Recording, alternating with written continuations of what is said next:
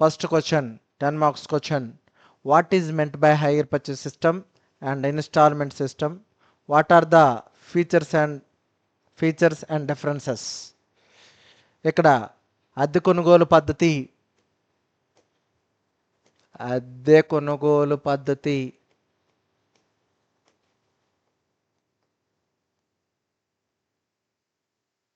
రెండు వాయిదా కొనుగోలు పద్ధతి. మనం అంటాం కదా, స్కీమోడు వచ్చాడు మనం ఫ్యాన్ తీసుకుందాం, లేదంటే వారపోడు వచ్చాడు ఏదో ఒక వస్తువు తీసుకుందాం అని. It is called as installment system. ఇక్కడ కానీ మనం చూసుకున్నట్లయితే హైర్ పర్చేస్ సిస్టమ్, అద్దె కొనుగోలు పద్ధతి, వాయిదా కొనుగోలు పద్ధతి అంటే ఏంటి, వాటి లక్షణాలు, అలాగే భేదాలు.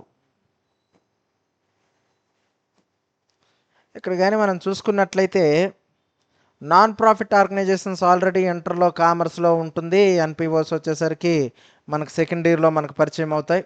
సో అది కొత్తది కాదు. అలాగే రెండోది ఇన్కంప్లీట్ రికార్డ్స్ కూడా మనకి ఉన్నాయి. ఇన్కంప్లీట్ రికార్డ్స్ కూడా సెకండ్ ఇయర్లోనే ఉన్నాయి. మనకు 5 మార్క్స్కి ఇప్పుడు ఇస్తూ ఉంటున్నాడు. అది కూడా మనకు కొత్త కాదు. అయితే కొత్త సబ్జెక్ట్, కొత్త యూనిట్ ఏంట్రా అంటే ఇందులో ఇదే అద్దె కొనుగోలు పద్ధతి అండ్ వాయిదా కొనుగోలు పద్ధతి.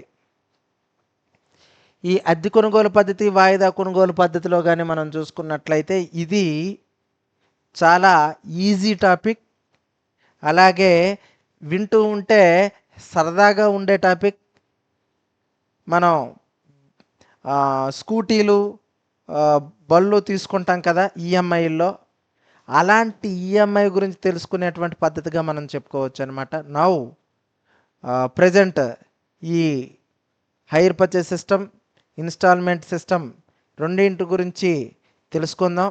అవేంటో తెలుసుకుందాం, వాటి లక్షణాలు ఏంటో తెలుసుకుందాం, వాటి మధ్య ఉన్నటువంటి స్వల్ప తేడాలు ఏంటో తెలుసుకుందాం. Let's do it. Hire purchase system. The hire purchase system is a combination of two modes of possessing the goods by hiring them or by purchasing them. అంటే అద్దెకి ఇవ్వడం,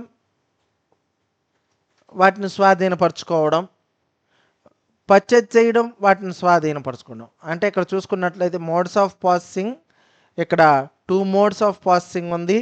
ఒకటి ద గూడ్స్ బై హైరింగ్, రెండు hiring them, అలాగే రెండు by purchasing them. 2 aspects is there, 1, 2. అంటే hire purchase system అనేది it is a combination of 2 modes of processing. వస్తువుల్ని ప్రాసెసింగ్ అంటే స్వాధీనపరచుకోవడం, స్వాధీనత. ఓకేనా. The goods by hiring them or by purchasing them. Definition. According to the Hire Purchase Act 1972, it is an agreement under which the goods are let on hire and under which the hire has an option to purchase them in accordance with the terms of the agreement and includes the agreement under which possession of goods is derived by the owner. ఓకేనా. ఇక్కడ కానీ మనం చూసుకున్నట్లయితే సింపుల్గా hire purchase సిస్టమ్కి ఆ రెండింటికి example చెప్తున్నాను. మనం ఇల్లు కడుతున్నామండి, స్లాబ్ ఇల్లు కడుతున్నాం అనుకుందాం. మనం వాటికి దన్నుగా పూటీలు తెస్తాం కదా, ఆ పూటీలు అనేవి ఒక నెలకో లేదంటే ఒక 20 రోజులకో తీసుకొస్తాం. అంటే ఆ పూటీలు మనవైపోతాయా, ఆ 20 రోజులకి అద్దె చెల్లిస్తాం. ఓకేనా. అలా ఒకటి అద్దెకి తెచ్చుకోవచ్చు. రెండోది ఏంటంటే వస్తువుని అద్దె పద్ధతి పైన కొనుగోలు చేయొచ్చు. అంటే 2 మెథడ్లలో మన హైర్ పర్చేస్ సిస్టమ్ అనేది ఉందని చెప్పుకోవచ్చు అనమాట. 2 మోడ్స్ ఆఫ్ మెథడ్స్ ఉన్నాయి. అయితే ఇక్కడ కానీ మనం చూసుకున్నట్లయితే ఫస్ట్ వన్ ఏమంటున్నాం మనం చూస్తే, according to the hire purchase act of 1972, it is an agreement under which the goods are let on hire and under which the hire has an option to purchase them in accordance with the terms of the agreement and includes an agreement under under which ఇక్కడ చూసుకున్నట్లయితే ఒప్పందంలో ఉన్న ప్రకారం ఏవైతే అద్దెకి తీసుకున్నామో ఆ అద్దెకి తీసుకున్నటువంటి వాటిని ఒప్పందం ప్రకారం కొనుగోలు చేసుకోవడానికి కూడా అగ్రిమెంట్లో ఒప్పందం ఉన్నట్లయితే అలా కొనుగోలు కూడా చెయ్యొచ్చు. అండర్ విచ్ ఇక్కడ చూసుకుంటే position of goods is delivered by the owner thereof to a person on condition that such a person pays the agreed amount in periodical installments. ఇక్కడ చూసుకున్నట్లయితే ఆ వస్తువుని మనం యజమాని నుంచే పొందాలి. ఆ యజమానికి మనం వాయిదాల పద్ధతిలో మనం ఏంటంటే పీరియడ్కి కూడా ఇన్స్టాల్మెంట్లు చెల్లించాలి. ఆ ఇన్స్టాల్మెంట్లు చెల్లించిన తర్వాతే వస్తువు అనేది మనకు సంక్రమిస్తుందని చెప్పుకోవచ్చు అనమాట. రెండోది, the property in the goods is to pass to such person on the payment of the last such installment. అలాగే చివరి ఇన్స్టాల్మెంట్ కట్టేంత వరకు కూడా ఆ వస్తువు పైన ప్రాపర్టీ రైట్, ప్రాపర్టీ అయితే మన దగ్గరే ఉంటుంది కానీ ప్రాపర్టీ రైట్ అనేది, ఓనర్షిప్ రైట్ అనేది అప్పుడు మాత్రమే బదిలీ అవుతుందని చెప్పుకోవచ్చు. Such person has a right to terminate the agreement on any time before the property supersedes. అలాగే ప్రాపర్టీని మనం ఇవ్వకముందు ఎప్పుడైనా సరే అగ్రిమెంట్ని టెర్మినేట్ చేసుకునేటువంటి రైట్ అనేది ఉందని చెప్పుకోవచ్చు అనమాట. The act further specifies that the agreement must state the following the hire purchase price. అంటే ఇందులో ఉండేటువంటి టెర్మినాలజీ కానీ మనం చూసుకున్నట్లయితే first of all hire purchase price ఒకటోది. రెండోది the cash price. Hire purchase price వేరు. హైయర్ పర్చేజ్ ప్రైస్ అంటే ఇంక్లూడింగ్ ఐఎన్టీ. క్యాష్ ప్రైజ్ అంటే నగదు ధర. Date of commencement of the agreement, ఎప్పుడు ఒప్పందం జరిగిందో ఒప్పంద ప్రారంభపు తేదీ. అలాగే number of instalments with the amount each installment, ఎన్ని వాయిదాలు కట్టాలి, ఒక్కొక్క వాయిదా ఎంత.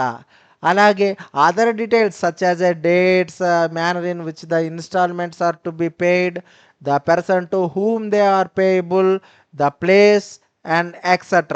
The description of the goods covered by the agreement. అలాగే వస్తువు యొక్క వివరణ అనేది అగ్రిమెంట్ పైన ఉంటుంది. ఇక ఫీచర్స్ చూసుకున్నట్లయితే ఫస్ట్ ఫీచర్ ఏంటి అంటే possession of goods is given at the time of agreement. అగ్రిమెంట్లో అగ్రిమెంట్ అయినప్పుడే వస్తువుని స్వాధీనపరచుకోవడం అనేది జరుగుతుంది. ద ఓనర్షిప్ పాసెస్ అంటే possession of goods is given at the time of agreement. Agreement అప్పుడే వస్తువుని అనేది మనం ఇవ్వడం జరుగుతుంది, వస్తువుని ఇచ్చేయడం జరుగుతుంది. The ownership passes to the buyer only after the payment of the last instalment only. Okay. అలాగే if in case of any default in payment of the instalments the owner can repossess of the good. తిరిగి ఆ ఆస్తిని తిరిగి రాబెట్టుకోవచ్చు, తిరిగి తీసుకోవచ్చు. ఆ హక్కు మనకుంది హైర్ పర్చేస్ సిస్టంలో. The hirer may terminate the agreement at any time before he becomes the owner before the payment of the last instalment. Hirer అనేవాడు అంటే ఇక్కడ హైరర్ ఇద్దరు ఉంటారు. హైరర్ ఎప్పుడైనా సరే అగ్రిమెంట్ అనేది టెర్మినేట్ చేయొచ్చు. అలాగే మనం చూస్తే before he becomes the owner, అతను ఓనర్ అవ్వకముందు, యజమాని అవ్వకముందు, before the payment of the last instalment, ఏదైతే ఇన్స్టాల్మెంట్ ఉందో చివరి ఇన్స్టాల్మెంట్ ఉందో అది చెల్లించకముందు. అలాగే the amount paid through instalment is treated as a hire. అప్పుడు వరకు చెల్లించినటువంటి మనీని, అంటే ఏ మనీ అయితే ఉందో ఆ మనీని మనం హైర్గా ట్రీట్ చేయడం జరుగుతుంది, అద్దెగా. Until the hirer exercises is option to purchase the goods by paying the last instalment. ఏదైతే లాస్ట్ ఇన్స్టాల్మెంట్ చెల్లించాల్సింది ఉందో ఆ చెల్లించేంత వరకు, అప్పుడు ఉండేంత వరకు దాన్ని దేనిగా ట్రీట్ చేయడం జరుగుతుంది, ఆ వస్తువుపై అద్దె చెల్లించినట్టుగానే జరుగుతుంది. ఎవరికి? చివరి వాయిదా చెల్లించేంత వరకు.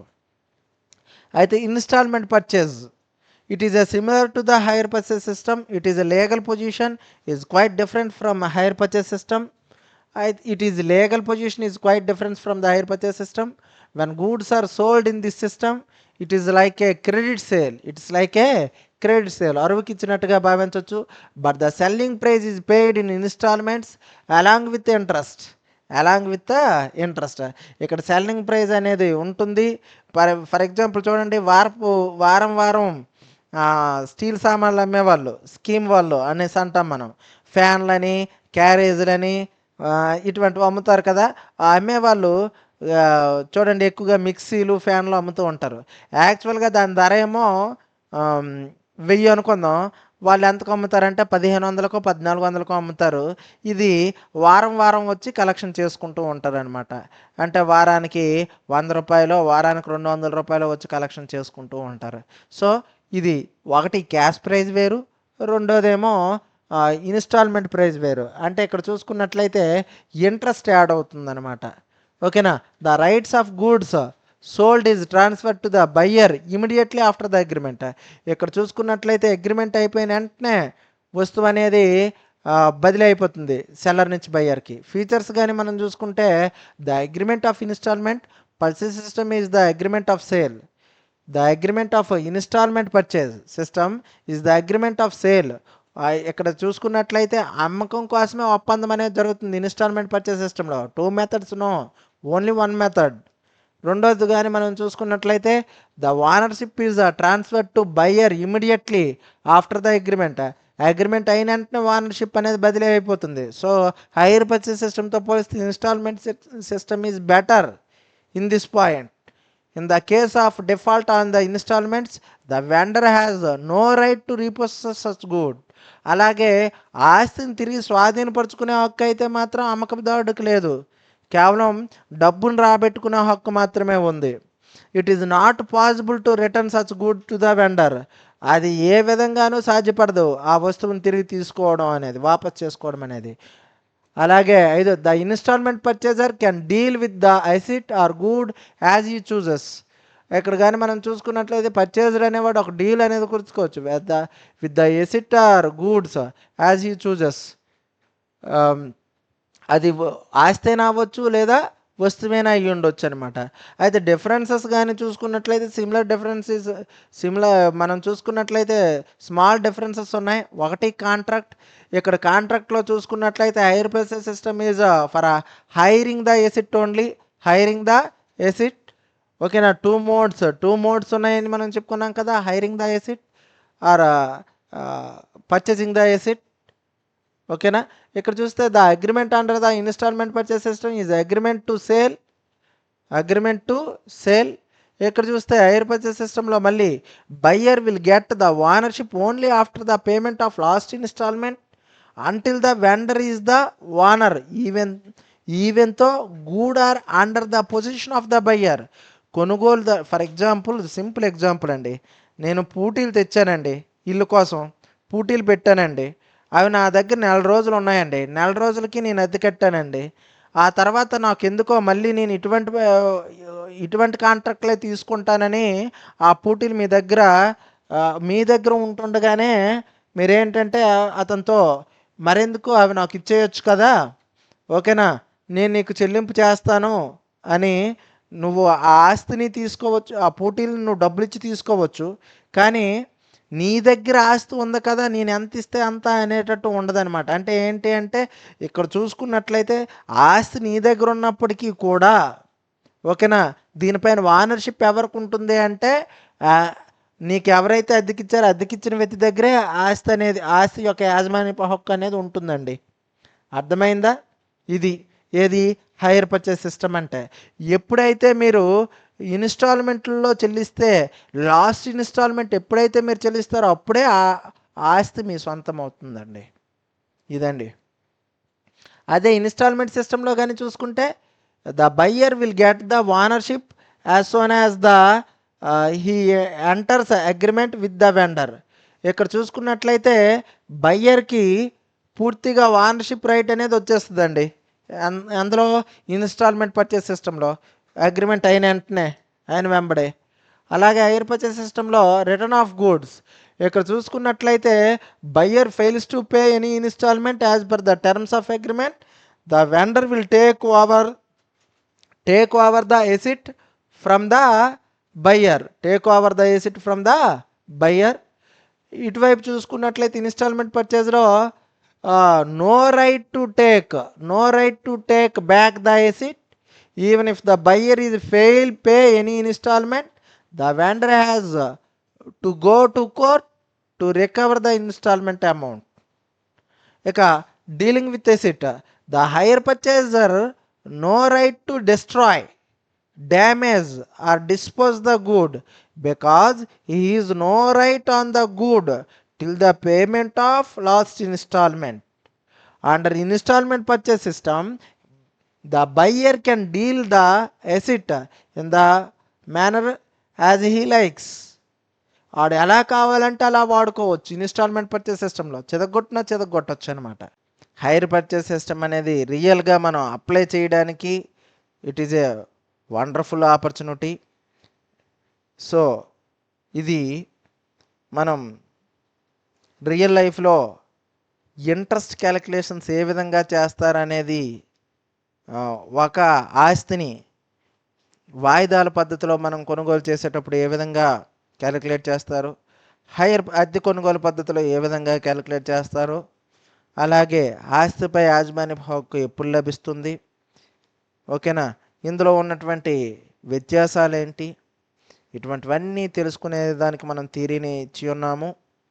అలాగే ఇప్పుడు హైర్ పర్చేస్ సిస్టంలో మనం లెక్కలు చేసుకుందాం. Mister Lodi Singh or Ludhi Singh purchased a machine on hire purchase system. The total cash price of the machine is 31,960 rupees. 31,960 rupees. Payable 8,000 down payment and 3 installments of 12,000, 10,000 and 4,000 payable at the end of the first, second and third year. 3 సంవత్సరాలలో 3 ఇయర్స్లో అతను, అంటే లూజీ సింగ్ అనేవాళ్ళు ఒక మిషన్ను కొనుగోలు చేశాడు. ఆ machine మనం జెరాక్స్ మిషన్ అనుకుందాం, ఓకేనా. అయితే ఈ జెరాక్స్ మిషన్ను కొనుగోలు చేస్తే, ఓకేనా, జెరాక్స్ మిషన్ కొనుగోలు చేశాడు. అయితే ఇక్కడ కానీ మనం చూసుకున్నట్లయితే హైయర్ పర్చేస్ సిస్టంలో కొనుగోలు చేశాడు.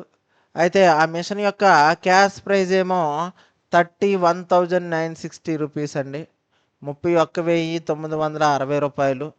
అయితే మొదట 8,000కి డౌన్ పేమెంట్ ఇచ్చాడు. అంటే మిషన్ని కావాలి అనుకునేటప్పుడు ఎంత ఇచ్చాడండి, 8,000 రూపాయలు ఇస్తే వాళ్ళు మిషన్ ఇచ్చారు. ఆ తర్వాత సంవత్సరం 12,000 కడతానన్నాడు. ఆ తర్వాత సంవత్సరం 10,000 కడతానన్నాడు. ఆ తర్వాత సంవత్సరం 4,000 కడతానన్నాడు. అంటే డౌన్ పేమెంట్ చేసిన సంవత్సరం 12,000, తర్వాత సంవత్సరం 10,000, ఆ తర్వాత సంవత్సరం 4,000 కట్టడానికి అంగీకరించడం జరిగిందనమాట. ఓకేనా. ఇంట్రెస్ట్ ఏమో 5%గా మనకు తెలియజేయడం జరిగింది per Yanam. Depreciation straight line మెథడ్లో చేయడం జరుగుతుందన్నమాట. సో ఇక్కడ చూసుకున్నట్లయితే 8, 12, 20, 20, 10, 30, 34,000 ఆ ఆస్తి యొక్క హైర్ పర్చేస్ సిస్టంలో ఆస్తికి మీరు కట్టేటువంటి మొత్తం. యాక్చువల్గా దాని యొక్క అమౌంట్ ఎంత, 31,960. సో 34,000కి 31,960. సో డిఫరెన్స్ 0, 10లో 6 తీస్తే 4, ఇక్కడ 9, 0, ఇక్కడ 4లో 6 తీస్తే 3, 3,040 రూపాయలు ఏమవుతుందంటే ఇంట్రెస్ట్ అవుతుంది. Are you okay? మీకు అర్థమవుతుందా? లూడీ సింగ్ అనేవాడు ఒక జెరాక్స్ మిషన్ అనుకుందాం, ఒక జెరాక్స్ మిషన్ని కొనుగోలు చేశాడంటే అద్దె కొనుగోలు పద్ధతి పైన. అయితే దాని యొక్క నగదు ధర వెంటనే డబ్బులు చెల్లించేస్తే, ఆన్ ద స్పాట్ డబ్బులు ఇచ్చేస్తే ఆ యంత్రం ధర 31,960 రూపాయలంట. అయితే ఇతని దగ్గర డబ్బులు లేవు. సో ఇతను అద్దె కొనుగోలు పద్ధతిలో కొనుగోలు చేశాడు. ఇతను వెంటనే ఆ మిషన్ కావాలనుకున్న వెంటనే 8,000 ఇచ్చి ఆ మిషన్ తీసుకున్నాడు. తర్వాత 3 వాయిదాల్లో డబ్బులు చెల్లించడానికి అంగీకరించాడు. మొదటి సంవత్సరం 12,000, రెండవ సంవత్సరం 10,000, మూడవ సంవత్సరం 4,000 చెల్లించడానికి అంగీకరించాడు. అయితే ఇక్కడ చూసుకుంటే interest charged at 5% per Yanam. ఒక్కో సంవత్సరం కూడా 5% వడ్డీని విధించడం జరుగుతుంది. అలాగే సరళ రేఖా పద్ధతిలో లేదా స్థిర వాయిదాల పద్ధతిలో యంత్రంపై తరుగుదలని విధించడం జరుగుతుంది. అయితే దీనికి అవసరమైన చిట్టాపద్దుల్ని మరియు ఆవర్జ ఖాతాలని లూజిసింగ్ పుస్తకాల్లో చూపించమంటున్నాడు. అవసరమైన చిట్టాపద్దులు మరియు ఆవర్జ ఖాతాలని చూపించమంటున్నాడు. ఓకేనా, మరి ముందుకు వెళ్దామా? ఇది లెక్క. ఈ లెక్కకు సంబంధించి మీకు ఒక అండర్స్టాండింగ్ కోసం నేను ఏం చెప్పాను అంటే ఇది 3 ఇయర్స్. ఇక్కడ డౌన్ పేమెంట్ ఇది first instalment, second instalment, third instalment. First, second, third instalment.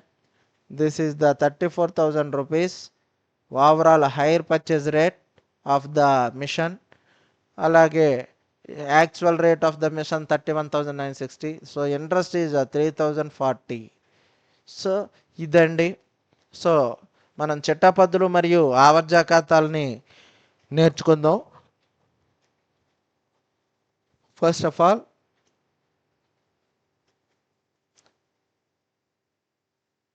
8,000, 12,000, 10,000, 4,000. I repeat again.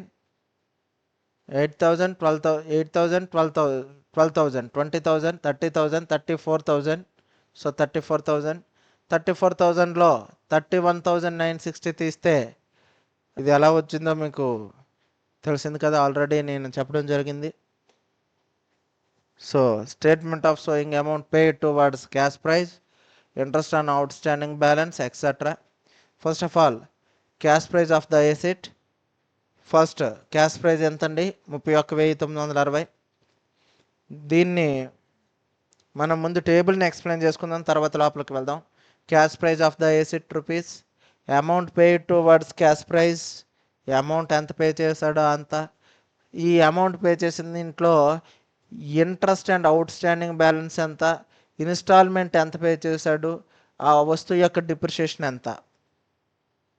ఇక్కడ చూస్తే వస్తువు యొక్క ధర 31,960 అసలు ధర. దీనికి 8,000 రూపాయలని డౌన్ పేమెంట్ తక్షణ చెల్లింపుగా ఇవ్వడం జరిగింది. అయితే 31,960లో 8,000 రూపాయలని ఇచ్చేస్తే ఇంకా 23,960 రూపాయలు అనేది ఉంటుంది. 23,960 రూపాయలు ఉంటుంది. ఇతని యొక్క ఇన్స్టాల్మెంట్ మొదటి సంవత్సరం 12,000 రూపాయలండి. ఈ 12,000 రూపాయలలోన మనం చూసుకున్నట్లయితే ఈ 12,000లో మనకి ఎంత శాతం అన్నాడు? ఇంట్రెస్ట్ 5% అన్నాడు. అయితే 23,960 ఇంటూ 5% ఇంట్రెస్ట్ కాబట్టి 5/100. 5 సున్నాలు 0, 5 6లు 30, 3 5 9లు 45, 48, 4 5 3లు 15, 19, 1 5 2 10, 11, 1,198 రూపాయలు. 23,960 రూపాయల పైన 5% ఇంట్రెస్ట్ క్యాలిక్యులేట్ చేస్తే 12,000లో 1,198 రూపాయలు. 12,000 కదా వీడు మొదటి సంవత్సరం కొడుతున్నది. ఈ 12,000లో 1,198 రూపాయలు అనేది ఇంట్రెస్ట్గా కొడుతున్నది. 10,802 రూపాయలు అనేది అసలుగా కొడుతున్నది. అసలు మొత్తం 10,802, ఇంట్రెస్ట్ మొత్తం 1,198, వెరసి మొత్తం ఇన్స్టాల్మెంట్ 12,000. ఓకేనా. యంత్రం అసలు ధర 31,960.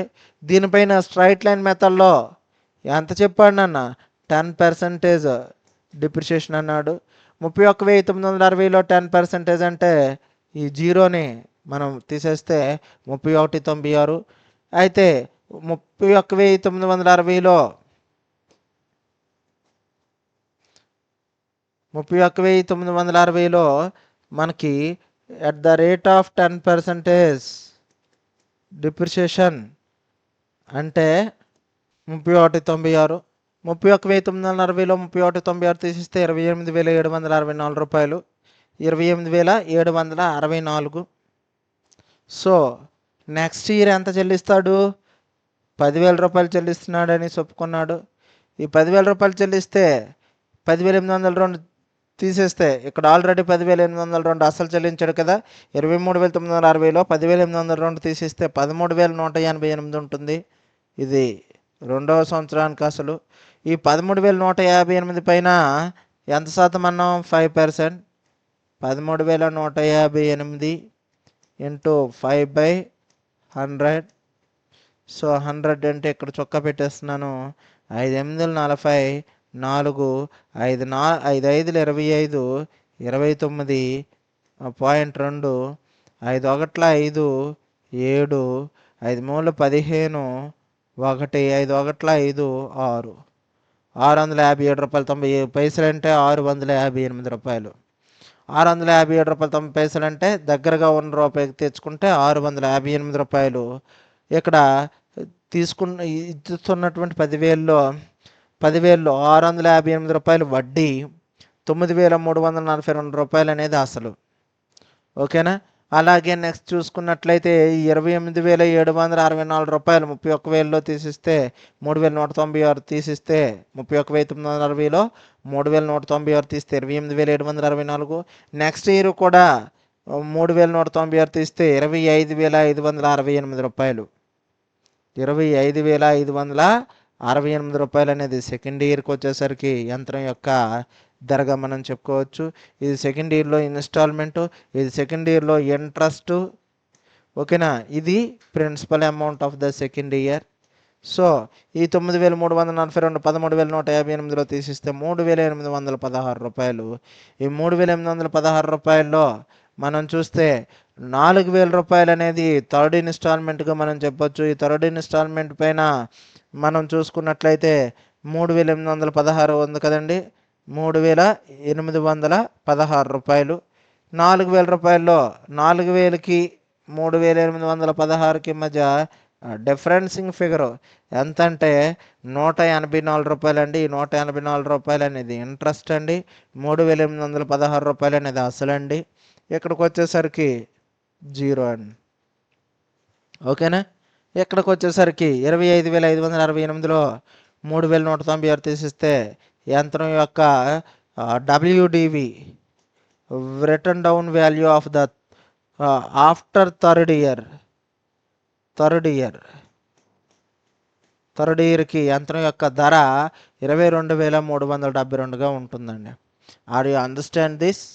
ఇది అర్థమైందని నేను భావించడం జరుగుతుంది. This is the cash prices, this is the amount towards cash prices, అలాగే this is the interest outstanding balance, and this is the instalment amount, and this is the depreciation of the straight line method. Okay, అందరికీ అర్థమైందని అనుకుంటున్నాను. ఒకసారి చూసుకోండి. If any doubt please ask.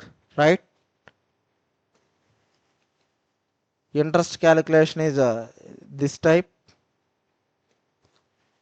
So journals in the books of Lodi account, date, particulars, ledger folio, debit rupees, credit rupees.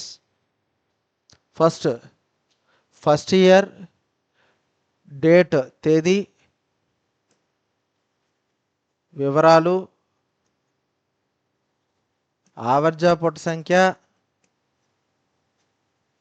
Debit rupees, credit rupees. Journal entries అంటే చిట్టాపద్దులు. మీకు తెలుగులో కూడా చెప్పడం జరుగుతుంది. జర్నల్ ఎంట్రీస్ తేదీ, వివరాలు, ఆవర్జా పొట్టు సంఖ్య, debit, credit. It is the format of the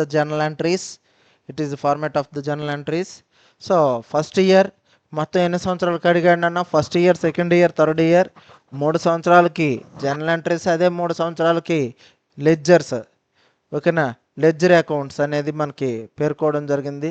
ఇక్కడ కానీ మనం చూసుకున్నట్లయితే ఫస్ట్ ఇయర్ బిగినింగ్ ఏం చేశాడన్న? లూది మిషన్ కొనుగోలు చేశాడు. మిషన్ను కొంటే మీరు గుర్తుంచుకోండి, మీరు డబ్బులు ఇచ్చి మిషన్ను కొంటున్నారు. మిషన్ను కొనుగోలు చేసేటప్పుడు ఏం జరుగుతుంది నాన్న? ఫర్ ఎగ్జాంపుల్ మీరు ఒక ల్యాప్టాప్ను కొంటున్నారు.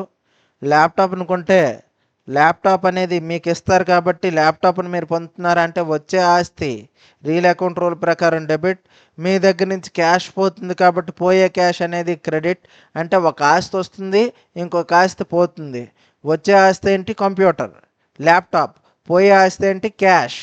అంటే వచ్చే ఆస్తిని డెబిట్ చేసుకుంటారు, పోయే ఆస్తిని క్రెడిట్ చేసుకుంటారు. ఓకేనా? ఇక్కడ చూసుకుంటే వచ్చేదేంటి? మిషన్. Machine is debit. పోయేదేంటి? క్యాష్. ఈ cash is nothing but bank account. Cash అని అనొచ్చు లేదా బ్యాంక్ అని అనొచ్చు. ఓకేనా? Right. Majority in terms of used in the bank. So machine account debtor to bank account. So ఇక్కడ చూసుకున్నట్లయితే ఫస్ట్ ఇన్స్టాల్మెంట్ ఎంత పే చేశాడు? డౌన్ పేమెంట్ 8,000 చేశాడు కాబట్టి 8,000 డెబిట్, 8,000 క్రెడిట్. నరేషన్ అర్ధ వివరణ చూసుకుంటే explanation. Being the cash paid on signing the agreement. Agreement పై సంతకం చేయగానే చెల్లించినటువంటి తక్షణ నగదుకు చిట్టాపొద్దు అనమాట. ఓకేనా? రైట్. ఇది first transaction is completed. First year ending ఏం చేశాడండి? ఫస్ట్ ఇయర్ ఎండింగ్ కానీ మనకు చూసుకున్నట్లయితే అతను అమౌంట్ని పే చేశాడు. Machine account debtor, interest account debtor to hire vendor account. Being the first instalment due. చూడండి, మొదటి సంవత్సరం చివరిలో ఏం చేయాలి? ఆయన మిస్టర్ లూథీ సింగ్ అమౌంట్ చెల్లించాలి. అమౌంట్ చెల్లించవలసిన దానికి చిట్టపద్దు ఏంటంటే బాకీ పడి ఉన్నదానికి చిట్టపద్దు. మెషిన్ అకౌంట్ యంత్రం ఖాతా డెటార్, వడ్డీ ఖాతా డెటార్ టు ఎవరు మనకు అప్పిచ్చారండి? Hire vendor account. Hire vendor అంటే అద్దె అమ్మకపుదారుడు ఖాతా. మిషన్ ఖాతా debtor to interest account debtor to hire vendor account. Machine account debtor, interest account debtor to hire vendor account. Machine account అంతా 10,802 రూపాయలు మిషన్లో. ఇంట్రెస్ట్లో 1,198. రెండు కలిపి హైర్ వెండర్ అకౌంట్లో ఎంత? 12,000 రూపీస్. నరేషన్ ఏంటి? Being the first instalment due to the vendor including interest also. So చెల్లించిస్తే ఆ డబ్బులు ఇవ్వాలి. మరి ఫస్ట్ ఇయర్ అయిపోయిన వెంటనే ఏంటి? చెల్లించేశాడు అనుకుంటే అమౌంట్ డబ్బులు ఇచ్చేస్తే, ఇది ఇవ్వాల్సినప్పుడు ఇది ఇచ్చేసేటప్పుడు ఏంటి? ఎవరి నాన్న పొందుతారు ఆ డబ్బులు? అమ్మకపుదారుడు పొందుతాడు. పొందే వ్యక్తిని ఏం చేయాలి? డెబిట్ చేయాలి. హైర్ వెండర్ అకౌంట్ డేటా మన దగ్గర నుంచి ఏం పోతుంది? క్యాష్ పోతుంది. Hire vendor account debtor to bank account. Narration ఏంటి? Being the first instalment is paid, 12,000 rupees debit, 12,000 rupees is credit. Are you understand? And next one ఏంటంటే depreciation. Last కాలంలో మనం డిప్రిషియేషన్ తీసాం కదా. Depreciation account debtor to machinery account. Depreciation అనేది మనం చూసుకున్నట్లయితే depreciation అనేది ఏంటన్నా? ఒక loss or expenditure. Nominal account ప్రకారం మనం చూస్తే ఖర్చుల్ని నష్టాలను ఏం చేయాలి? డెబిట్ చేయాలి. So depreciation account debtor to machine account, యంత్రం ఖాతా. ఓకేనా? సో ఎంత డిప్రిషియేషన్ మనం తీసాం? 3,196. As it is next years also same journal entries is repeat. So amounts is changed, but this hierarchy will be 3 years also. Okay, so ఇదే చూద్దాం. Next year second year. ఓకేనా? So ఇంకొకటి ఉండిపోయింది first ఇయర్లో. అలా తీసినటువంటి డిప్రిషియేషన్ని మనం ఎక్కడికి పంపిస్తాం? మనం చూసుకున్నట్లయితే 3,196 రూపాయలు డిప్రిషియేషన్ ఉంది. ఇలా 3,196 రూపాయలు డిప్రిషియేషన్ అమౌంట్, అలాగే ఇంట్రెస్ట్ అమౌంట్, ఈ రెండు కలిపి లాభ నష్టాల ఖాతాకి ట్రాన్స్ఫర్ చేస్తాం. లాభ నష్టాల ఖాతాకి ట్రాన్స్ఫర్ చేసేటప్పుడు డిప్రిసియేషన్ అండ్ ఇంట్రెస్ట్ని ట్రాన్స్ఫర్ చేసేటప్పుడు కానీ మనం చూసుకుంటే P&L account debtor to interest account to depreciation account. మరి P&L అకౌంట్కి ట్రాన్స్ఫర్ చేసేటప్పుడు P&L అకౌంట్ని మనం వేస్తే ఇదిగోండి లాభ నష్టాల ఖాతాను వేస్తాం కదా, డిఆర్సిఆర్ వేసి మనం లాభ నష్టాల ఖాతాలో లాసెస్ని ఎటువైపు రాస్తాం, టూ వైపే రాస్తాం కదా. టూ డిప్రిసియేషన్ అని, టూ ఇంట్రెస్ట్ అని రాస్తాం.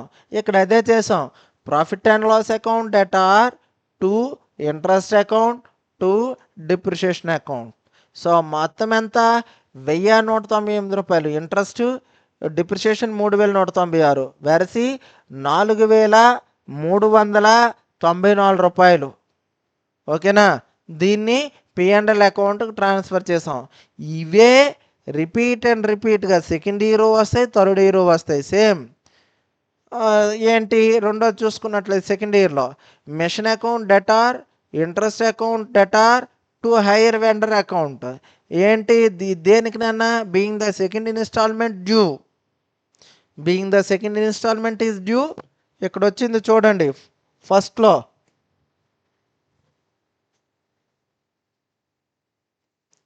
ఇదిగోండి మిషన్ అకౌంట్ డెటార్. ఇదేంటి డౌన్ పేమెంట్ ఉండదు కదా రెండో ఇయర్లో, డైరెక్ట్గా రెండో జర్నల్ ఎంట్రీకి వస్తాం. Machine account debtor, interest account debtor, hire vendor account అని. ఇలా రెండో ఇయర్లో machine account debtor, interest account debtor to hire vendor account being the second instalment is due. So second instalment amount ఎంత, 10,000 రూపాయలు. అసలు ఎంత, 9,342. ఇంట్రెస్ట్ ఎంత, 658. సెకండ్ చెల్లించిస్తే hire vendor account debtor to bank account 10,000 and 10,000 being the second instalment is paid. Next ఏంటి, depreciation calculate చేస్తే 3,196. Depreciation account debtor to machinery account 3,196 being the depreciation charged at 10%.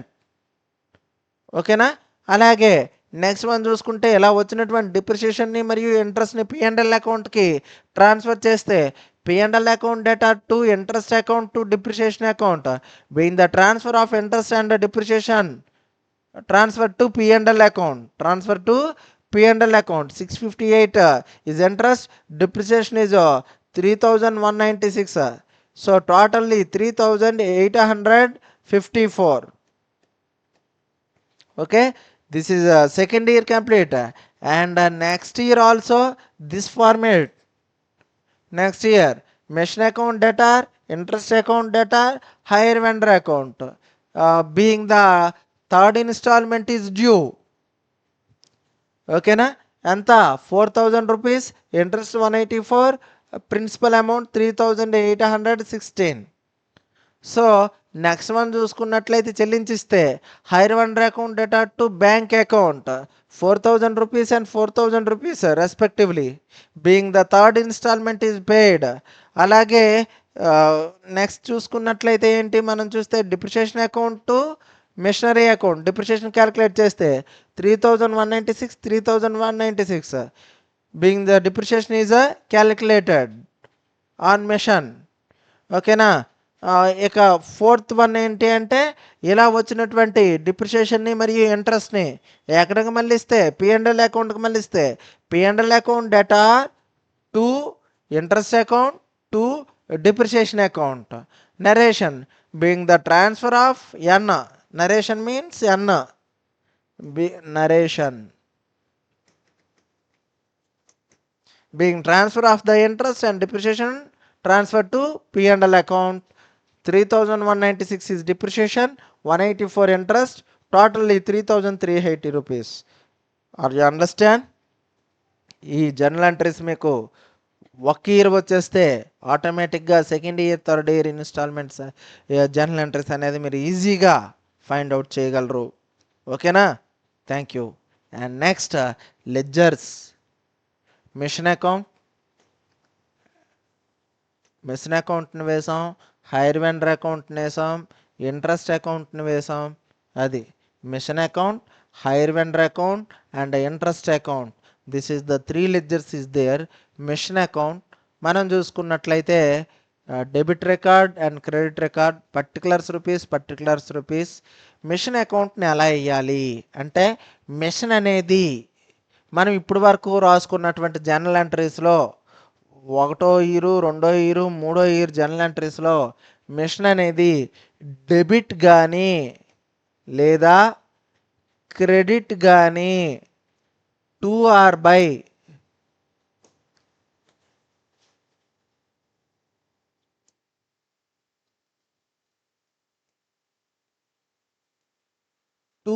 By అయితే దీని ఆపోజిట్గా ఉండేదాన్ని రాసుకోవడమే. ఆపోజిట్గా ఉండేదాన్ని రాసుకోవడమే అంటే మిషన్ అనేది ఒక తలకాయ అయితే మిషన్ బైలో ఉన్న చిట్టాపొద్దులో బైలో ఉన్న 2లో ఉన్న దాని ఆపోజిట్గా ఉన్న అమౌంట్ని రాసుకోవడమే. రైట్. ఇక్కడ కానీ మనం చూసుకున్నట్లయితే మిషన్ అకౌంట్ కంటే ముందు రైట్ ఫస్ట్ చూడండి, మిషన్ అకౌంట్ ఫస్ట్ దీంట్లో టు బ్యాంక్ అని ఉంది. ఎంత? 8,000 rupees first year to bank 8,000 rupees. And next to bank తర్వాత నెక్స్ట్ ఏముంది? Machine account debtor interest account debtor to hire vendor account ఉంది. సో ఇక్కడ చూసుకున్నట్లయితే టు హైయర్ వెండర్ అకౌంట్ అని 10,802 రూపాయలు రాయొచ్చు. ఓకేనా? To hire vendor account. Next one చూసుకున్నట్లయితే ఏముంది? Hire vendor account to bank account, అందులో ఒక రోజు depreciation account to machine account వస్తుంది. అప్పుడేంటి? బై డిప్రిషియేషన్ ఎంత? 3,190. By depreciation 3,190. సో ఇటువైపు 18,802 వచ్చింది, ఇటువైపు కూడా 18,802 రూపాయలు. ఇక్కడ కానీ మనం చూసుకుంటే 3,190లో 18,802 రూపాయలు తీస్తే మనకి ఎంత? 3,196లో 18,802 తీస్తే 15,606 రూపాయలు అనేది ఉంటుంది. ఇది నెక్స్ట్ ఇయర్కి ఓపెనింగ్ బ్యాలెన్స్ అవుతుంది, బ్రాడ్ డౌన్ వాల్యూ అవుతుంది అనమాట. To balance 15,606. Next by depreciation, same by depreciation account 3,196 by balance BD 21,752. Next ఇయర్కి అది ఓపెనింగ్ బ్యాలెన్స్ అవుతుంది 21,752 అనేది. అలాగే నెక్స్ట్ ఇయర్ కూడా బై డిప్రిషియేషన్ అకౌంట్ 3,196. సో ఇక్కడ డిఫరెన్సింగ్ ఫిగర్ కానీ మనం చూసుకున్నట్లయితే third year hire vendor account 3,816. ఇక్కడ చూస్తే 25,568, 25,568.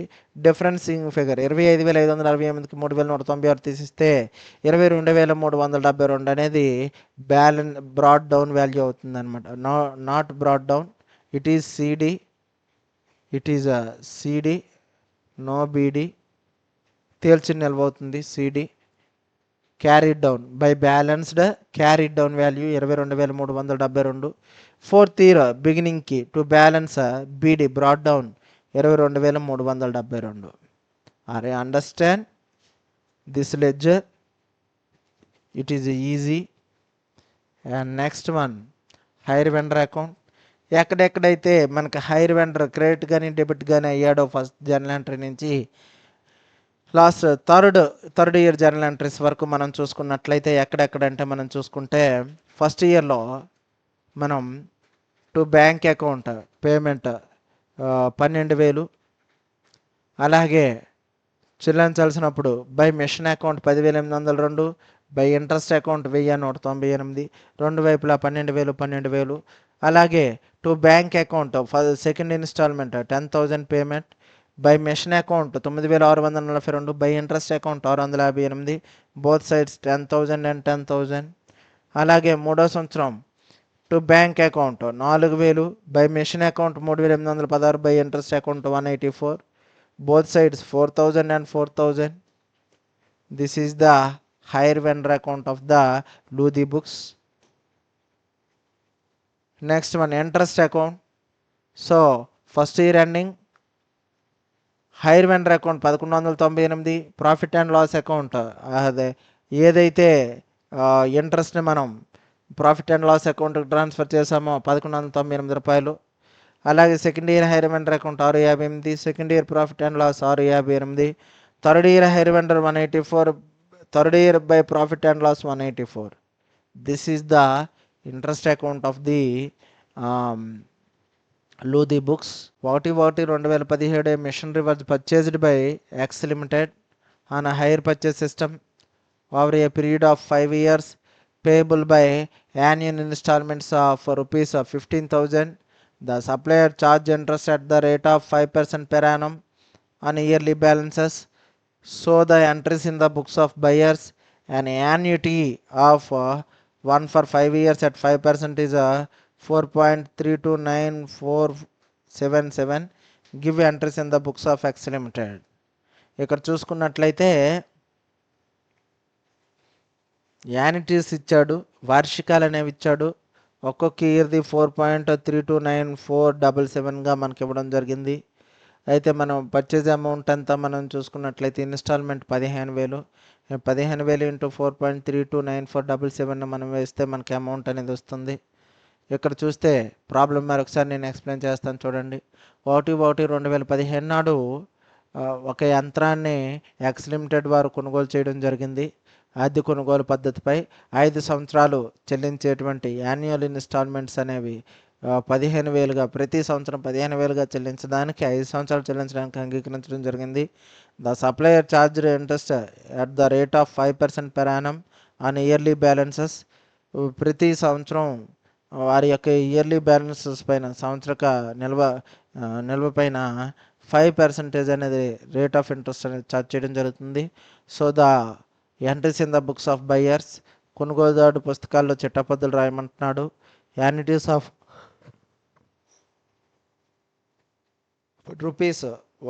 రూపాయికి ఒక ఇంటికి 5 yearsకి 5% చొప్పున 4.329477గా వార్షిక పట్టి అనేది ఉంటుందని ఇవ్వడం జరిగింది. అయితే ఎక్స్ లిమిటెడ్ పుస్తకాల్లో చిట్టపద్దులు అనేవి తెలియజేయమంటున్నాడు. మనం చూసుకుంటే 15,000 into 4.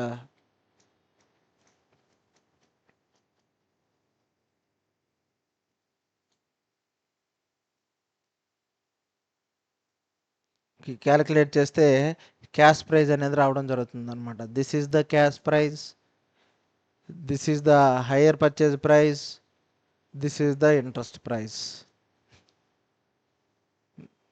This is the cash price 15,000 into 4.329477 అనేది వార్షికాలు into instalment amount. This is the cash price, this is the hire purchase price, this is the interest amount. So statement showing payment towards cash price, interest and outstanding balances etc. ఇక్కడ చూస్తే cash prize మనకి ఎంత అండి? 64,942 రూపాయలు 15 పైసలు. ఇక్కడ చూస్తే మొదటి ఇన్స్టాల్మెంట్ 15,000, రెండో ఇన్స్టాల్మెంట్ 15,000, మూడో ఇన్స్టాల్మెంట్ 15,000, నాలుగో ఇన్స్టాల్మెంట్ 15,000, ఐదో ఇన్స్టాల్మెంట్ 15,000. అన్ని ఇన్స్టాల్మెంట్లు సేమ్ అమౌంట్స్.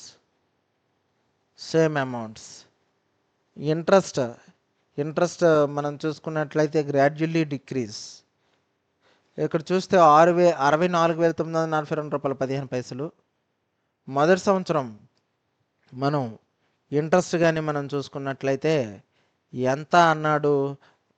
మనకు చూస్తే ఇంట్రెస్ట్ 5% అన్నాడు. ఇంట్రెస్ట్ ఎంత? 5%. ఇంట్రెస్ట్ 5% అయితే మన ఇంట్రెస్ట్ని క్యాలిక్యులేట్ చేయడం అనేది చూసుకున్నట్లయితే మొత్తం ఇచ్చింది 15,000. 15,000లో 64,942లో మనం చూసుకున్నట్లయితే మొదటిది 10,057 రూపాయల 85 పైసలు అనేది వడ్డీ అయితే, ఇక్కడ చూసుకున్నట్లయితే మొత్తం 15,000 అయితే 15,000 పైన 5% అంటే ఎంత? 5%ఏ కదా. 5% అంటే మనం చూసుకున్నట్లయితే ఎంత వస్తుంది? 3,247 రూపాయలు 10 పైసలు అనేది వస్తుంది అనమాట. 3,247 రూపాయల 10 పైసలు అనేది రావడం జరుగుతుంది. ఇది ఇంట్రెస్ట్. ఓకేనా? 3,247 రూపాయలు 10 పైసలు. అలాగే ఇక్కడ చూసుకున్నట్లయితే amount paid towards cash prize 11,752 రూపాయలు 90 పైసలు. ఓకేనా. ఇక్కడ చూస్తే ఈ 11,752 రూపాయలు 90 పైసలు అనేది క్యాష్ ప్రైజ్ అని తీసేస్తే 53,189 రూపాయలు 25 పైసలు ఉంటుంది. ఈ 53,189 రూపాయలు 25 పైసల్లో 15,000 రూపాయలని మళ్ళీ తీసుకోవడం జరిగింది.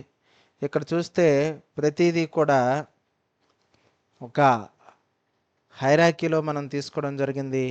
12,340 రూపాయలు 50 పైసలు అంటే ఇక్కడ 11,752, 3,247 మొత్తం 15,000. 12,340 రూపాయలు 50 పైసలు, 2,659 రూపాయలు 50 పైసలు, ఇది 15,000. అలాగే తర్వాత ఇయర్ ఈ అమౌంట్స్ పైనే ఈ అమౌంట్స్ ఏవైతే ఉన్నాయో 64,942 64,942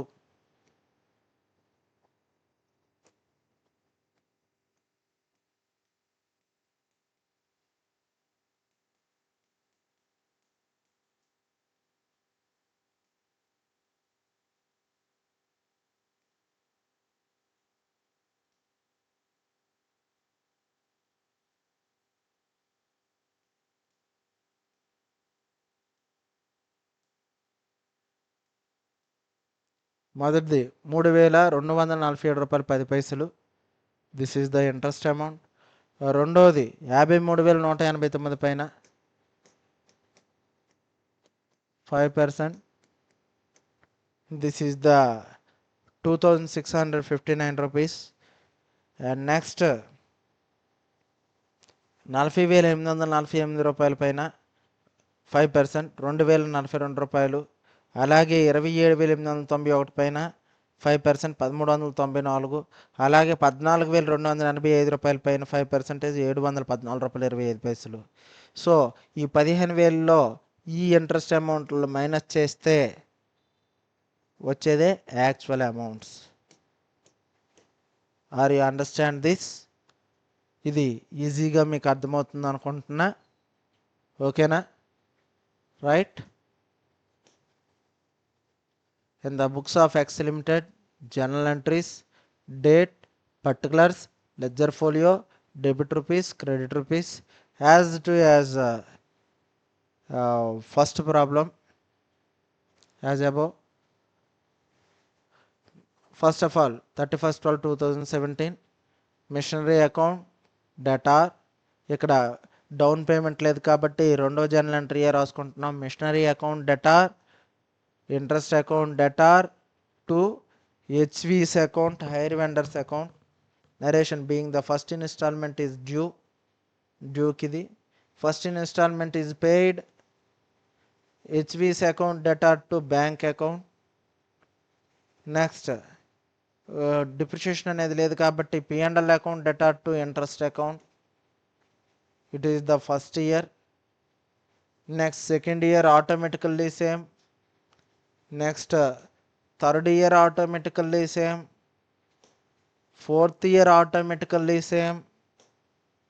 next fifth year also automatically same. ఓకేనా? Machinery account debtor to interest account to hire vendor account. Next hire vendor account to bank account 15,000. Next profit and loss account debtor to interest account. It is the same to same journal entries. Okay, I already told in the first sum. Okay, right. ఇది మీకు second ప్రాబ్లంగా మనం చెప్పుకోవచ్చు hire purchase సిస్టంలో. Thank you. 1st January 2020 A acquires on hire purchase from B machinery valued at 12,000 payable in the 3 yearly installments of 4,000 plus interest at 6% per annum. Only one installment was paid and B agreed immediately the second installment had become due to take back machinery which cost 8,000, allowing 4,500 thereof, providing that A paid all the interests due to the date on the full amount owing. అతను ఏదైతే అప్పు తీసుకున్నాడో అప్పుపై మొత్తానికి కూడా ఇంట్రెస్ట్ని pay చేయడం జరిగింది first నుంచి last వరకు. అయితే బి అనేవాడు సెకండ్ ఇన్స్టాల్మెంట్ అమౌంట్ని చెల్లించలేని కారణంగా తిరిగి ఆ మిషన్ని తీసుకోవడం అనేది జరిగింది. ఓకేనా, బి అనేది తీసుకోవడం జరిగింది. ఓకేనా, అయితే అప్పట్లో ఆ మిషన్ యొక్క కాస్ట్ని 4500గా డిసైడ్ చేయడం జరిగింది. ఓకేనా to take back machinery which cost 8000 allowing 4500 thereof providing that they paid all the interests due to that date on the full amount owing. Right, ఇది చూద్దాం. అంటే ఒక్కొక్కసారి మనం ఆస్తిని తీసుకుని ఏదైనా ఒక ఇన్స్టాల్మెంట్ని చెల్లించలేని పక్షంలో ఆ ఆస్తిని తిరిగి టేక్ ఓవర్ చేసుకోవడం అనేది జరుగుతుంది. ఎవరైతే అమ్మకదారుడు ఉన్నాడో ఆ అమ్మకదారుడికి ఆ రైట్ అనేది ఉంటుంది అద్దె కొనుగోలు పద్ధతులు అని మనం చెప్పుకున్నాం హైర్ పర్చేస్ సిస్టంలో. సో ఆ యంత్రాన్ని తిరిగి ఒక అమౌంట్ని చెప్పి ఆ యంత్రాన్ని తిరిగి తీసుకోవడం అనేది జరిగింది. అప్పుడు వరకు కట్టినటువంటి అమౌంట్ అద్దెగానే ట్రీట్ చేయడం అనేది జరుగుతుంది.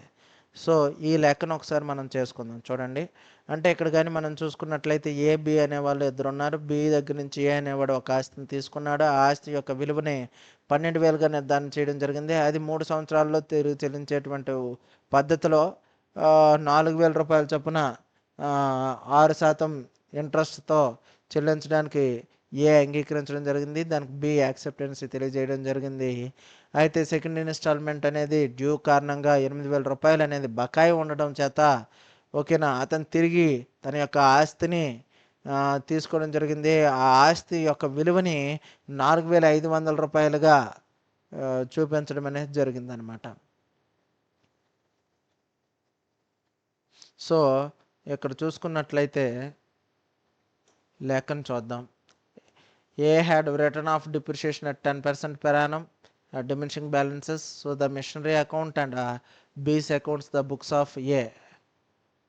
ఏ పుస్తకాల్లో బి ఖాతాని మరియు యంత్రం ఖాతాని తయారు చేయమంటున్నాడు. అలాగే డిప్రిషియేషన్ అనేది written down value method, depreciation అనేది డిమినిషింగ్ బ్యాలెన్స్ మెథడ్లో not straight line method. Another method is given diminishing balance method. This మెథడ్లో చేయమంటున్నాడు. మనం చూసుకున్నట్లయితే first machinery account, first of all 1/1/2020 machine account debtor to B's account 12,000 rupees. Narration ఇక్కడ చూసుకున్నట్లయితే narration ఏంటి, B అనేది మిషన్ని సేల్ చేయడం. Machine account debtor to B account. మిషన్ అనేది ఏ పొంది ఉన్నాడు, బి అనేది ఇచ్చాడు. సో ఇక్కడ చూసుకున్నట్లయితే వచ్చే ఆస్తి మిషన్ ఎవరు ఇచ్చారు, బి ఇచ్చారు. ఇచ్చే వ్యక్తి క్రెడిట్ 12,000 రూపీస్. అలాగే 31/12/2020 బై డిప్రిషియేషన్ అకౌంట్ 1,200 రూపీస్. ఓకేనా, ఇది చూసుకున్నట్లయితే ఇది డిప్రిషియేషన్ని మనకి ఎలా చూపించడం జరిగింది. మనం చూస్తే 10% per annum diminishing balances అన్నాడు, 10% అన్నాడు. ఓకేనా, ఇక్కడ 10% అంటే 12,000 పైన 10%.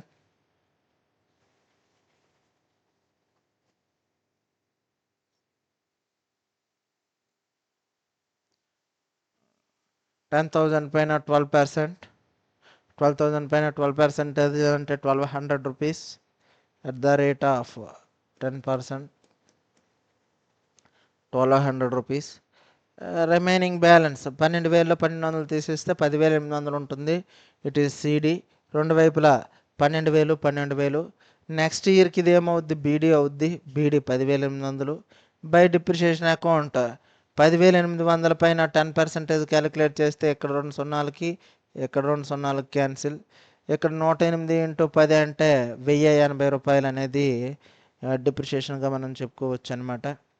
ఓకేనా, నెక్స్ట్ బై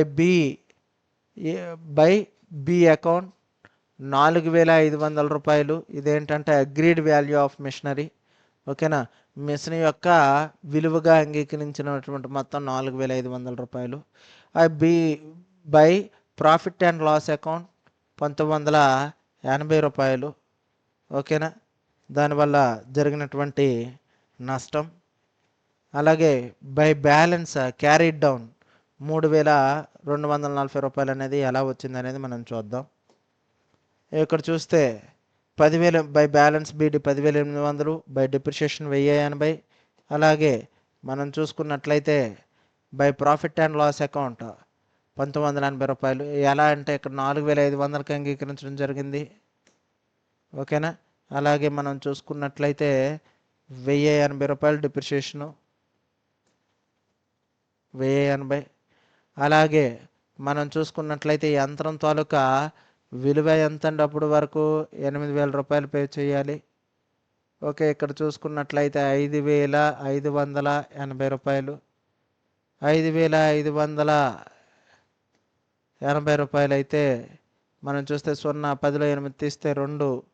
అలాగే ఇక్కడేమో 9 9లో 5 తీస్తే 4. 9లో 5 తీస్తే 4. ఇక్కడ 7 ఉంటుంది. 7లో 5 తీస్తే 2. రూ. 2,420 అండి. అయితే ఇక్కడ కానీ మనం చూసుకున్నట్లయితే ఈ బ్యాలెన్స్ అమౌంట్ ఎలా వచ్చిందో మనం చూపిద్దాం. రూ. 10,980 అనేది ప్రాఫిట్ అండ్ లాస్ అకౌంట్. ఈ ప్రాఫిట్ అండ్ లాస్ అకౌంట్ అనేది మనం చూస్తే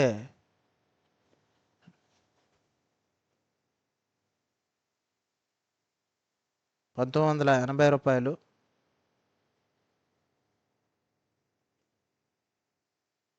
ఇవ్వండి loss on machinery working note నేను చూపిస్తున్నాను. Machinery surrendered. మనం book value of the machinery 8,000 minus depreciation first year 800, 7,200 rupees. So depreciation second year 7,200 పైన 720, 6,480 rupees. So book value of the machinery on the date of surrender 6,480 rupees. So agreed value of the machinery ఎంతకు అంగీకరించడం జరిగింది ఆ machine యొక్క cost 4,500. So ఇక్కడ చూసుకున్నట్లయితే loss on machinery surrendered చూస్తే 0, 8, 14లో 5 తీస్తే ఎంత 9, 5లో 4 తీస్తే 1, రూ. 1,980. This is the wrong. Double line పడింది. ఇది 1గా మనం చెప్పొచ్చు. 1,980 అండి. 1,980 రైట్. సో ఇదండి working note loss on machinery surrendered at that time.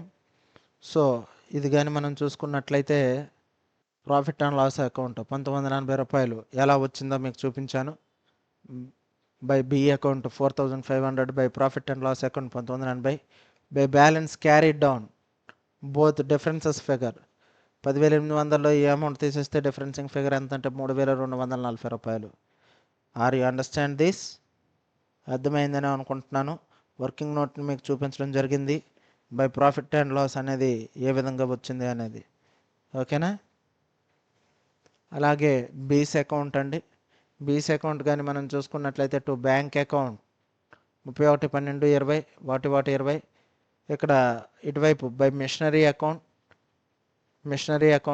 ఎంత 12,000 machinery account debtor to B's account. అలాగే 31/12/20 B account debtor to bank account 4,720 4,000 plus 720 interest by interest account 12,000 at the rate of 6% 720. సో ఇక్కడ చూస్తే 12,720, ఇక్కడ చూస్తే 4,720, ఇక్కడ చూస్తే ఇది differencing figure to balance carried down. ఈ బ్యాలెన్స్ క్యారీడ్ డౌన్ నెక్స్ట్ ఇయర్కి ఏమవుద్ది, బ్రాడ్ డౌన్ అవుద్ది. ఓకేనా, రూ. 8,000 ఇటువైపు వస్తుంది. By balance brought down 8,000 rupees. అలాగే to bank account interest 480 rupees.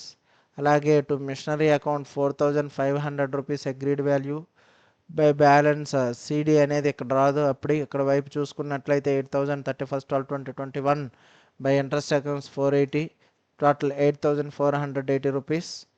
ఇక్కడ 8480 రూపీస్. సో ఇక్కడ చూస్తే 4980 రూపీస్. 4980 రూపీస్లో 8480 రూపీస్లో 4980 రూపీస్ తీస్తే 3500 రూపీస్ అనేది to balance carried down. Are you understand this? ఇది ఖచ్చితంగా మీకు అర్థమై ఉంటుంది అనేసి నేను భావించడం జరుగుతుంది అనమాట. ఓకే.